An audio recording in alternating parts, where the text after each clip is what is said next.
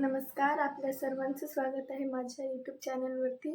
तर आज आपण जाणार आहोत. आमच्या इथे यात्रा भरलेली आहे त्या यात्रेमध्ये आणि आपण तिथे जाऊन पाहूया की कशाप्रकारे यात्रा भरली आणि यात्रेमध्ये काय काय आले आणि मग मी कुठल्या कुठल्या पाळण्यामध्ये बसेल.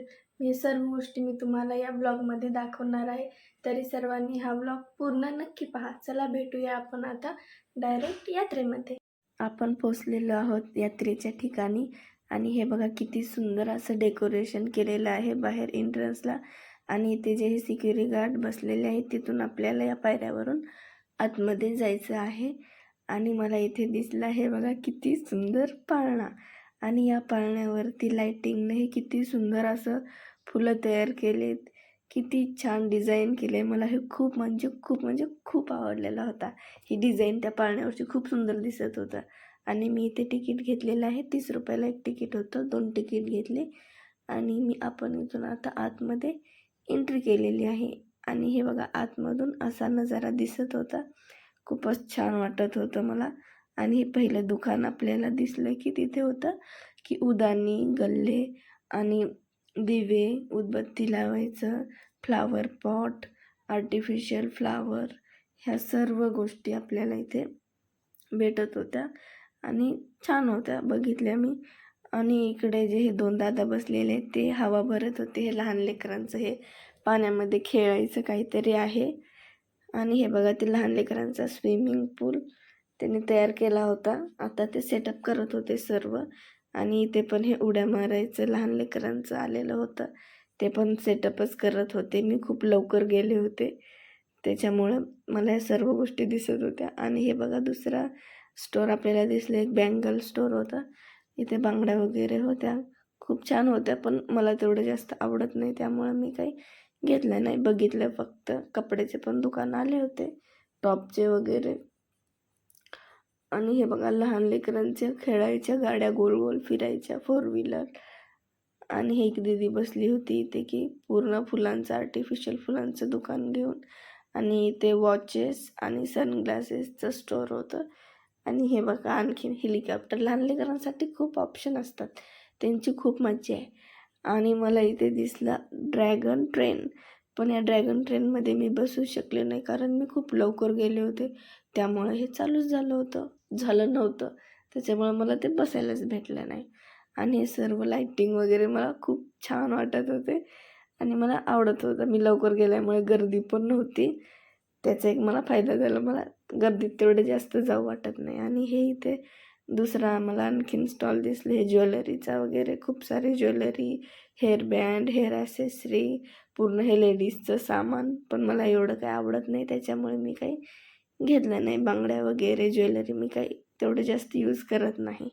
आणि नंतर मला इथे दिसलं हे लहान लेकरांचं दुकान. लहान लेकरांचे खेळणे, खूप सारे वेगवेगळे खेळणे होते. पण मला एक याच्यामधला आवडला होता, तो ससा लहानवाला. ते सगळ्यात छान दिसत होतं. बाकी दुसरे पण घोडे वगैरे सर्व होते, पण मला ससा आवडला होता. आणि एक पूर्ण असे वेगवेगळे सर्व खेळणे तिथे आलेले होते. आणि परत हे सर्व लेडीजचे स्टोर. आणि मला हे पापड दिसलेलं होतं, शुभोला पापड भंडारचं. म्हणजे की आपण बघा लहानपणी यात्रेमध्ये जायचो आणि तेव्हा आपल्याला एक तांदूळाचं मोठं 5 रुपयाला पापड भेटायचं. ते खायला किती मज्जा यायची. आणि आजकाल ते भेटत नाही जास्त कुठंच. मला एवढ्या वर्षांनी मला पहिल्यांदा दिसलं. मी खाल्लं पण मी ते शूट करायचं विसरले. आणि खूप मध्ये असे हे सर्व स्टॉल लावलेले होते स्नॅक्सचे. इकडं स्नॅक्स होतं, तिकडं आईस्क्रीम आणि पलीकडं ते चायनीज पावभाजी वगैरे हे सर्व तिकडं होतं. ते सर्व असे स्टॉल खायचे आतमध्ये लावलेले होते. आणि बाकी साईडनं पूर्ण हे स्टॉल आणि इकडच्या साईडनं हे सर्व आपले पाळणे वगैरे खेळायचं हे होतं. आणि मी ते एक गेम खेळत होते, पण याच्यात माझे 2च पडले. मग नंतर मी आणखीन एक ट्राय करायचा विचार केला आणि माझ्या मिस्टरांना सांगितलं की समोरून शूट घ्या, बघूया मी हे पाडू शकते का नाही. आणि हे पहा पडले, 5ही ग्लास पडले. मी एवढी खुश आणि एक्सायटेड झाले होते की मी विसरूनच गेले की मी यात्रेमध्ये आहे, सर्व मला बघत आहे. मी अशा उड्या मारत होते. नंतर मला समजलं. मग नंतर हे दादा म्हणत होते की आणखीन खेळा, पण मी म्हणलं नाही, मी आता बघणार आहे मला काय पाहिजे ते. नंतर मी एवढ्या टेडीमधून मी हे चूज केलं.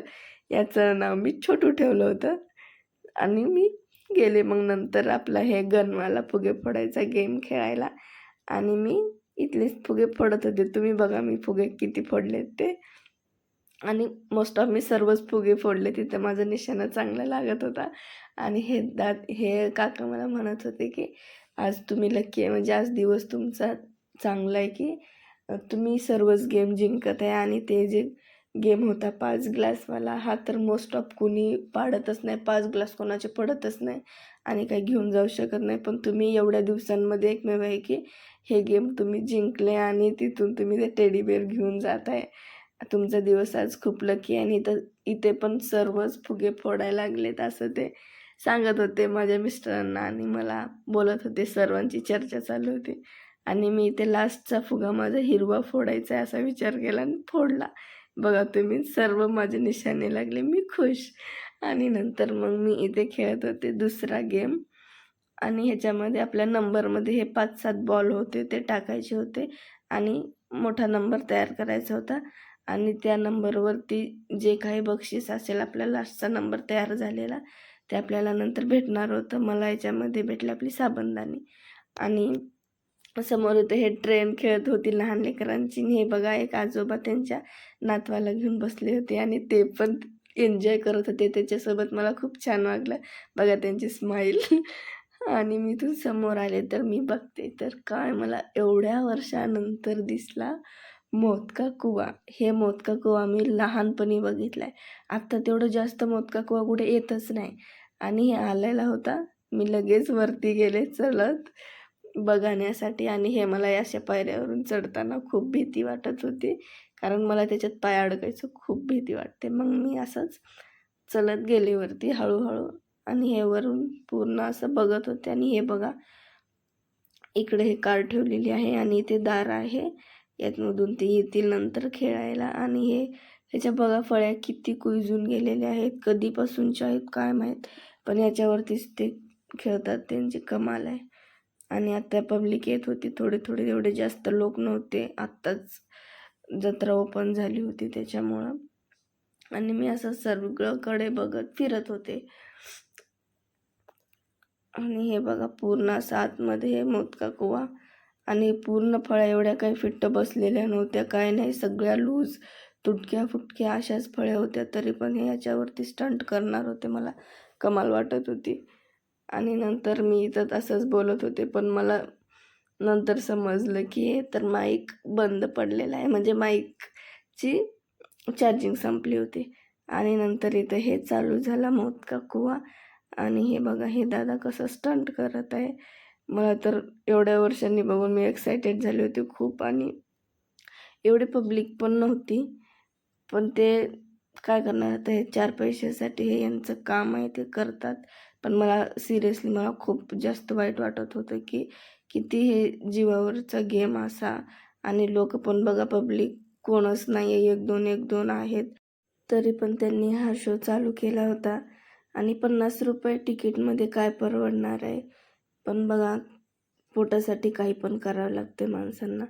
आणि अवघड आहे या गोष्टी सर्व करणं. आपण रस्त्यावरती बाईक चालवताना आपल्याला भीती वाटते, पण यांनी हे लहानपणापासून शिकलेलं असतं सर्व गोष्टी, बरोबर आहे. पण याच्यात त्यांना तेवढी जास्त कमाई पण काय होत नाही, पब्लिक कोणच नाही. 4 पैशासाठी एवढं करणं भागच आहे त्यांना.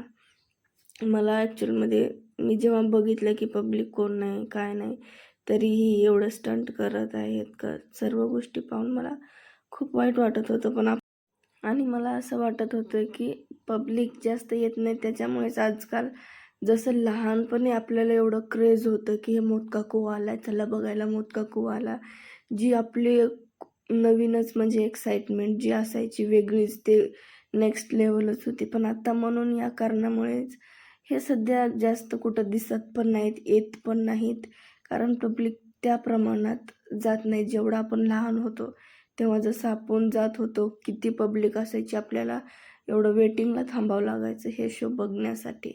पण आता कोणच जात नाही, त्याच्यामुळे हे सर्व आता संपुष्टात आल्यासारखं वाटत आहे. आणि हे बघा इथे त्यांनी कार पण काढली. मी कारचं फर्स्ट टाईम बघत आहे लाईफमध्ये मोदका कुवा, कारण मी आपले बाईकचे वगैरे मी लहानपणी बघितले, कारचं मी बघितलं नाही, गावाकडे तेवढं कारचं आले नव्हते. हे कारचं बघूया. कार पण हे एवढ्या अशा फळ्यांवरती कार चालवणं, जेव्हा हे कार चालायला चालू झाली ना, हे पूर्ण एवढं हालत होतं आणि मला एवढी भीती वाटत होती की काय सांगू. नंतर माझा कॅमेरा मी कधी खाली केला, मला काही समजलं नाही, मी एकदम धरून थांबले होते. आणि हे बघा, एक मुलगी याच्यातून बाहेर आलेली आहे आणि असे हात वगैरे सोडून, आणि जे ड्रायव्हर चालवणारा ते पण बाहेर येऊन दोघंजण असे स्टंट करत होते. यांच्यामध्ये जी हे टॅलेंट आहे, वेगळंच टॅलेंट, हे आपण कोणीच करू शकत नाही. किती कमाल आहे यांची. हे त्यानंतर त्याच्यावरती येऊन बसते सर्व गोष्टी. खूप वर्षांनी पाहिलं आणि या शोला एवढी गर्दी नव्हती, त्याच्यामुळे वाईट पण वाटलं. तर जाऊ दे, काय करणार आहे आपण.